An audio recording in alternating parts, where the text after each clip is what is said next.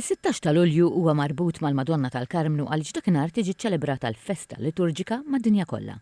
F'pajjiżna din hija waħda mill-akbar festi fil-kapitali li tiġi ċċelebrata propju f'juma.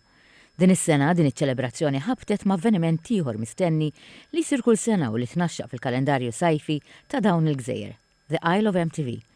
Fid-dawl ta' dan, il-Pirjol tas-Santwarju tal-Bażilika tal-Karmnu tal-Belt, Patri Alex Sherry, tkellem ma' TVM News dwar l-arranġamenti speċifiċi illi saru sabiex din il-festa tiġi ċċelebrata mingħajr xkiel. Tħanna fi dialogu mal-Awtorità tat-Turiżmu, kellna ġifieri diversi laqat u għamilna wkoll planning ġifieri u sar ħafna xogħol biex hawnhekk inħeġġeġ ħafna ġifieri l-festa xorta sa ssir, dawk li qed jaqtaw qalbu ma jaqtawiex għax għandhom aktar mezzi din id-darba biex jiġu. Iċ-Chairman tal-Awtorità Maltija tat-Turiżmu Gavin Gulija qal lil TVM News illi dakinhar ser tkun opportunità doppja għal kull min iżur il-Belt Valletta li se toffri spettaklu u żomm it-tradizzjonijiet ħajjin permezz tal-festa. Reklamaw il-festi li huma parti mill-wirt kulturali ta' pajjiżna u allura għandna ħarsu lejn iż-żewġ events bl-istess importanza, anzi jiena ċert li din ħatkun l-402 sena li qed issir Madonna tal-Festa tal-Karmnu naħseb li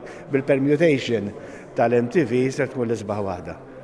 Dakinhar il-Malta Public Transport se toffri servizz speċjali tal-karozzi tal-linja għad-dilettanti tal-mużika li sejrin lejn il-kunċert ta' The Isle of MTV filwaqt li ser ikun hemm ferm aktar rotot. Biex jiġi evitat konġestjoni ta' traffiku, il-pubbliku huwa mħeġġeġ li jagħmel użu tal-Park and Ride.